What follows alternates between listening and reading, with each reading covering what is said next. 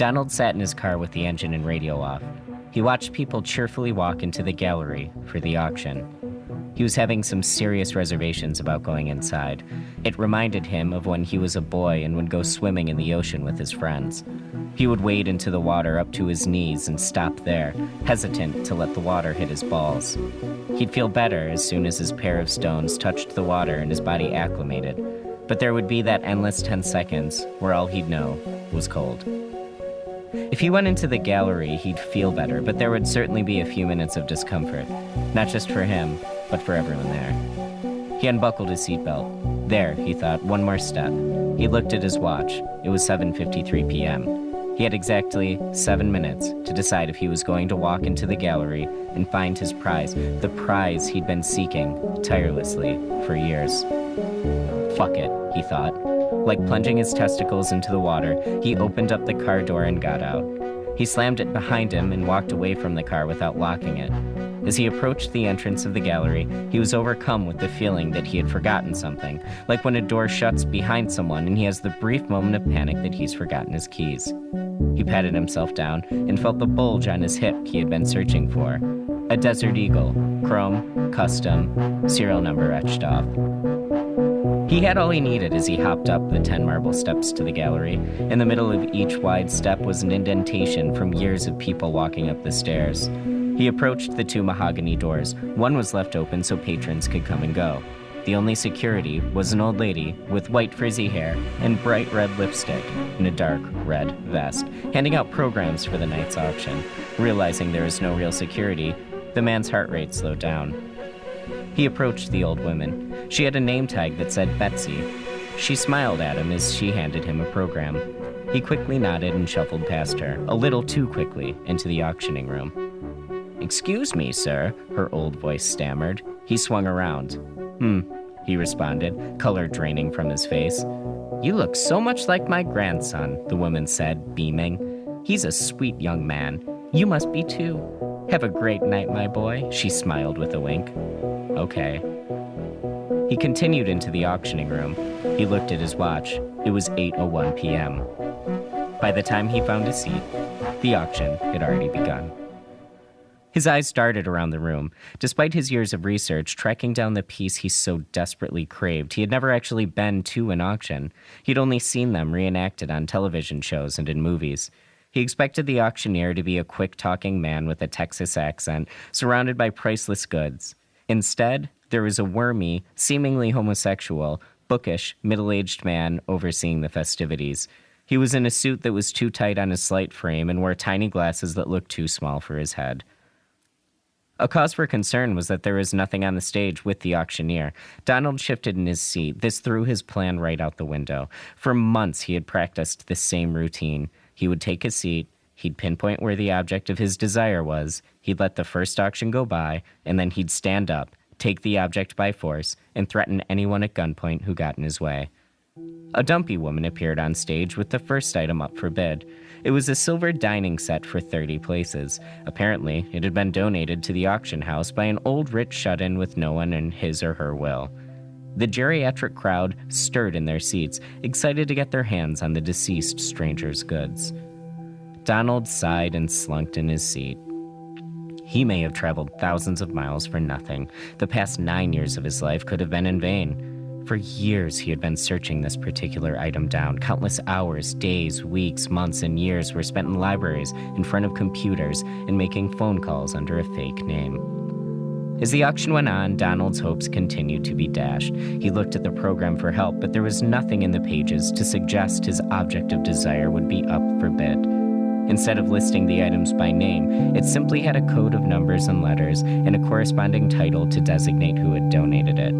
The thing Donald lusted over for years would be submitted under a false name. He was sure of that, so he wasn't confident enough to leave. But at the same time, he was confident he wouldn't see what he wanted so desperately. There was an intermission. Everyone got up, stretched, and chatted. Donald sat in his seat, sullen. Donald looked at his watch. 9:27 p.m., 33 minutes left, and then back into the world, defeated. He'd have to start his search over from scratch. Who knows how many years it would take to get back on track. He'd spent nearly a decade following a false lead. He might as well have spent that time in prison. The auctioneer called out the next item. Strangely, Donald's heart leapt in his throat. He had a sensation that his treasure would be brought on stage. The auctioneer opened an envelope and began speaking. The curtain shook where the dumpy lady would come out. Next item up for bid. The auctioneer was overcome by a coughing fit. It took him a moment to regain his composure. Speak, goddamn you, Donald thought to himself. Let's get on with it. Excuse me, ladies and gentlemen, I apologize for that. The next item up for bid is, yes, speak, you damn fool, Donald muttered. A King James Bible signed by former Prime Minister of England, Neville Chamberlain, the wormy man announced. Donald's hopes were immediately dashed. He put his head in his hands. As he regained his composure, he slid his hand over his hip and checked the safety to the on position on his peacemaker. He took one last look at the program, ripped it in two, and let it fall at his feet. The bidding was wrapping up. As he headed towards the exit sign, Betsy stopped him at the door. Sir, you must stay until the end of the auction. It's policy. That's ridiculous, Donald snapped back. We can't have people leaving and making phone calls to outside parties regarding what's up for auction, my boy. You need to stay. It's almost over, she said with a kind, wrinkled face and big brown eyes. Jesus, Donald muttered. This took Betsy aback. Sorry, he said, attempting to calm her. She looked to the floor, and he could see that she no longer trusted him. Sorry, he said again, and stood with his back against the wall. He watched an old woman buy a gold watch for $30,000. He watched an old man buy a page from a diary written by Napoleon Bonaparte. He watched a man spend $8,000 on a championship ring from Super Bowl 20. Donald shifted his weight from one leg to the next. He had stopped paying attention when he caught the tail end of the auctioneer's introduction. We shall begin bidding for the boy. Donald's head snapped up like a shot. His stomach dropped and he felt blood rush out of his head. If he weren't standing against the wall, he surely would have passed out. He couldn't believe it. After all these years of searching, his time had finally come.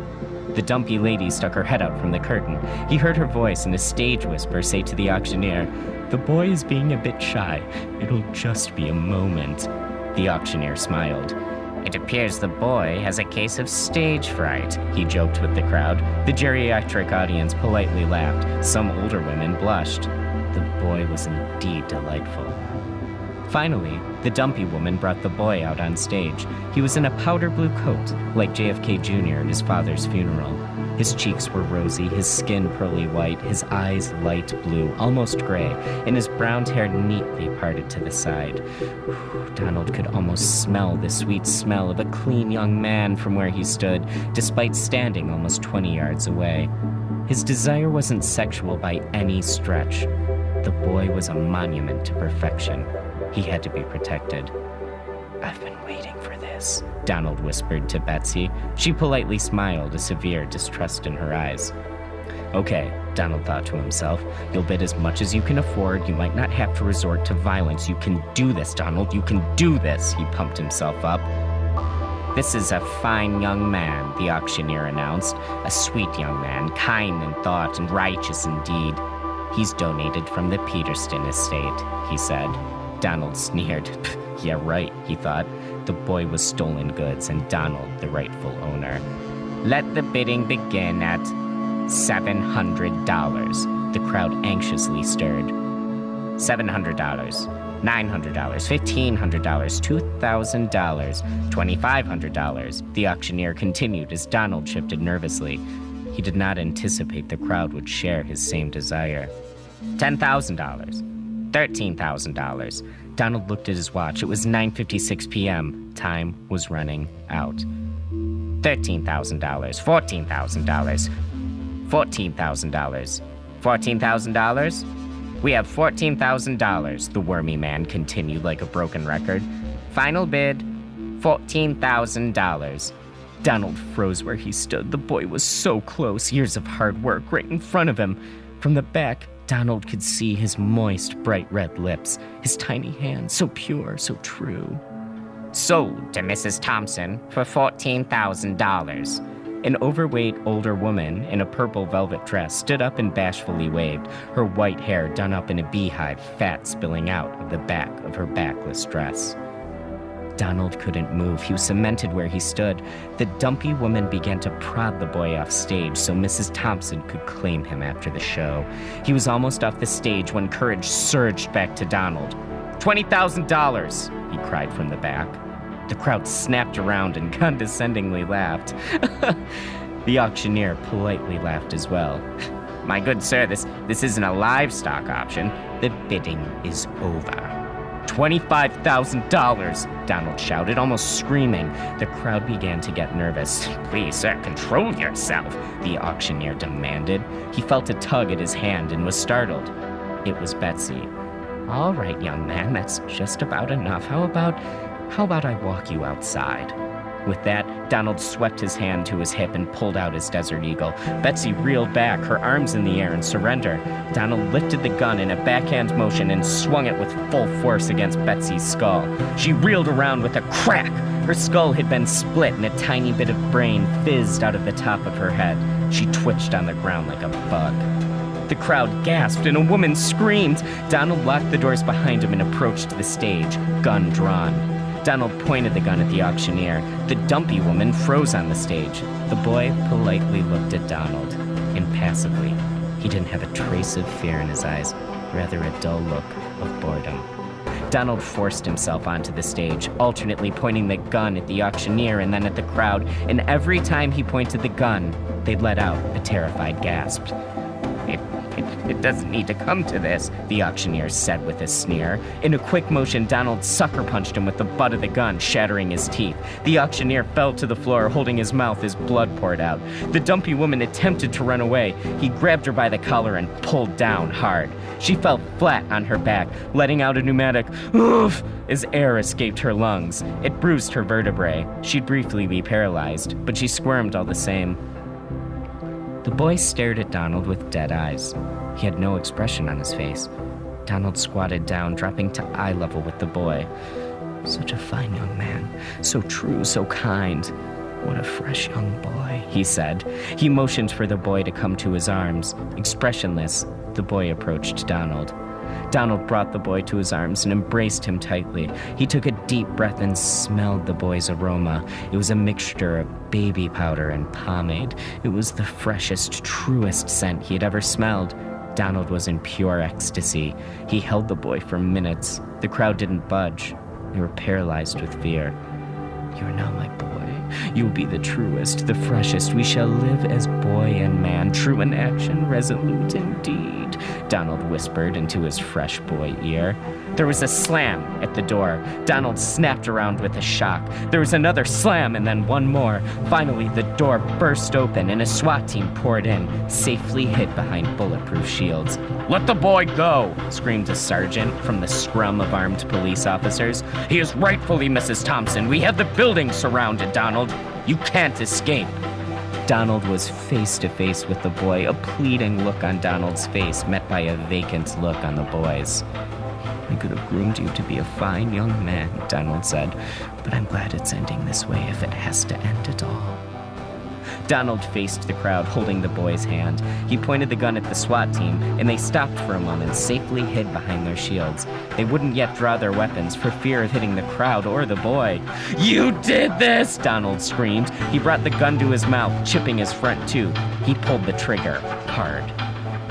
It didn't budge. Donald had left the safety on. Realizing they had an opportunity to advance, the SWAT team charged with terrific speed, guns pointed at Donald. He unlatched the safety. Stand back, Donald yelled, putting the Desert Eagle in his mouth. He pulled the trigger. This time, he achieved purpose. His head exploded off his neck, leaving only the front part of his face as it melted and swung down, opening his face like a gory cabinet. His brain shot out the back of his head with a splat and a fizz. He fell to his knees, lifeless. He didn't fall forward, rather was frozen in position, like a genuflecting acolyte before a vengeful god. The boy, covered in skull and brains like JFK's widow, didn't move. He blinked the brains out of his eyes. The SWAT team stood down and motioned to the boy that it was safe. He didn't budge, but a sneer appeared on his face. The auctioneer got to his feet and addressed the crowd. "Mrs. Thompson, you may take the boy," he said through shattered teeth. She took the boy in her arms. He didn't raise his arms to return the embrace. Instead, a sneer remained on his face, with a dull look in his eyes.